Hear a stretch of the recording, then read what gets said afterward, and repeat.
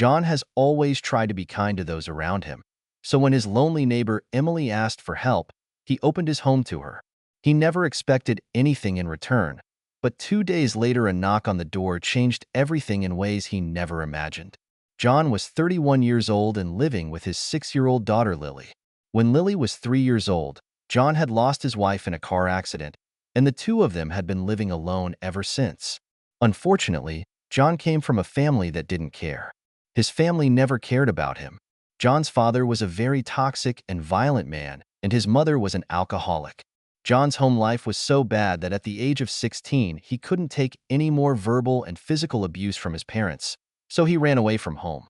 2 years later, he met Lily's mom and quickly fell in love with her, starting a new chapter in his life. Lily's mom was a little older than John and financially stable, so John ended up moving in with her. It wasn't planned, but he was grateful for the stability she offered, especially after leaving his tumultuous home life behind. As time went on, John and Lily's mom became even closer, falling in love with each other even more. Their bond was strong, and it eventually led to the birth of Lily, a little girl who brought joy and warmth into their lives. After the death of Lily's mom, John devoted himself completely to his daughter. He promised to be the best father he could be, giving her all the love and attention he was capable of. After realizing that his own family never truly cared for him, he cut all ties with them, determined to protect Lily from this. About a year after Lily's mother died, John and Lily were forced to move to a new neighborhood. The cost of living in their old neighborhood had become too high, so John found more affordable housing so they could start fresh in a place where he could manage and support their lives. In the new neighborhood, John had an elderly neighbor in her early 70s. Her name was Emily, and she was very friendly. Emily was a very lonely woman who lived alone with her cat, and she hardly ever had visitors. Even her own children rarely visited her. Every time Emily saw John and Lily, she would smile and wave at them. In fact, the first week after John and Lily moved into their new flat, Emily baked them a welcome cake and brought it to their house. Because of Emily's friendliness, John sometimes helped her with hard chores. For example, if it was winter and Emily's driveway was filled with snow, John would help her clear it. If Emily needed help with things like changing light bulbs, she politely asked John to help. Over the next few months, John continued to care for Emily, and they maintained a strong friendship. One day, when John and Lily were discussing plans for her 7th birthday, Lily surprised him by asking if he could take Emily out to dinner. Originally, it was going to be a small private celebration just for the two of them, but Lily thought it would be nice to invite Emily. "Are you sure, sweetheart?" John asked, a little confused. "Yes, Daddy. I'd love for Emily to join us. She's very friendly, and I like her," said Lily.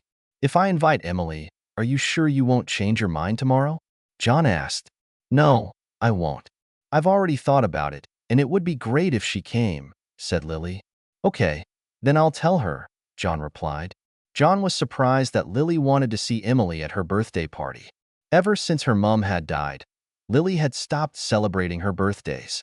It had taken a lot of persuasion to get her to agree to small private dinners, so this request was unexpected. The next day, as John was about to leave for work, he saw Emily sitting on the porch of his house. She was knitting and humming a song.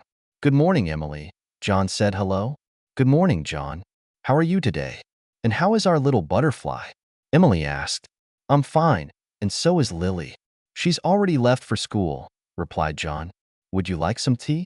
"I can make you a cup," Emily offered. "Oh, no, thanks. I've already eaten," John said. "Emily, I've come to ask if you'd like to come to Lily's private birthday party on Saturday. She asked me to invite you," John added. "Did she?" Emily asked, clearly excited. John could literally see Emily's eyes light up with joy.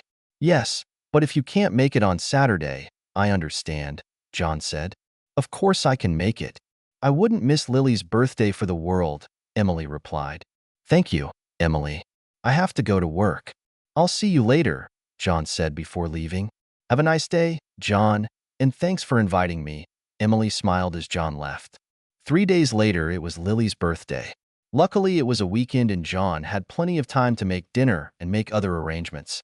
At 6:30 p.m., while Lily was still setting the table, she heard a knock on the door. "Don't worry, I'll get it," John said. walking quickly to the door. "Good evening, Emily. You're just in time. Please come in," he said with a warm smile, inviting Emily into the house. Emily came in with two large boxes full of gifts for Lily and handed them to John as soon as she entered the house. "Your house is beautiful," Emily said as she looked around. It was her first visit to their home. "Emily, you made it." "Thank you for coming," Lily exclaimed and hugged Emily. "Thank you for inviting me, my sweet butterfly," Emily replied. "Okay, everyone at the table," John said as he led Emily and Lily to the dining room table. That night, for the first time in a long time, Emily talked as much as she wanted and laughed a lot. She played with Lily, telling jokes and stories. Spending time with John and Lily made Emily realize how much she missed being together, and she was grateful for the gift of new friends.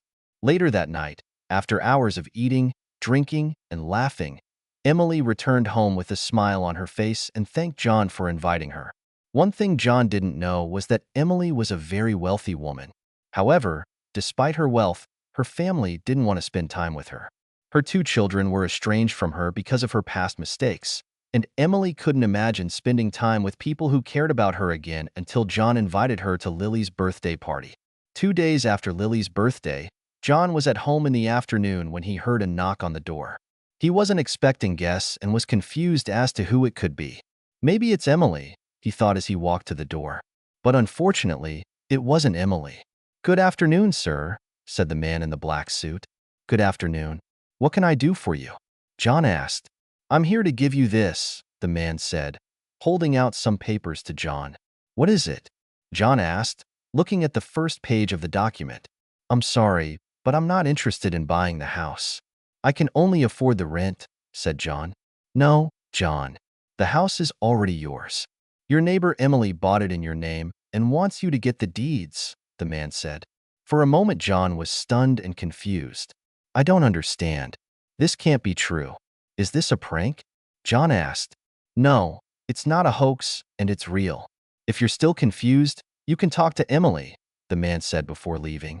As soon as the man left, John ran to Emily's house. Luckily, Emily was in the living room. "Emily, is this true? Did you buy that flat for me?" John asked. "Good afternoon to you too, John. Yes, the flat is yours.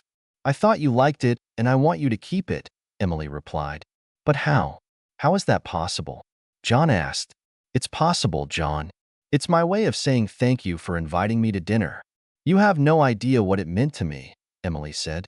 "Thank you, Emily. Words can't express how I feel. You're always welcome to come and visit us. In fact, get ready for dinner tonight. We'll have a feast," John said. That night, Emily came to John's house and had the time of her life. As time went on, she began to visit their home more and more often until she was officially a member of the family. In return for Emily's kindness, John cared for her and treated her like his mother until Emily died a few years later. John stood in his new home, reflecting on all that had happened. Emily's kindness had reminded him how important it was to care for others, even when life seemed difficult. He realized that even small acts of kindness can make a big difference and bring real change. John knew that he would always strive to show the same kindness to others that Emily had shown him. It was a simple lesson. Kindness goes a long way, and it's something everyone has to offer, no matter the circumstances. Did you enjoy this story? Click the like button and subscribe to the channel for more. Don't forget to watch the video that's on your screen right now. You won't want to miss it. See you next time.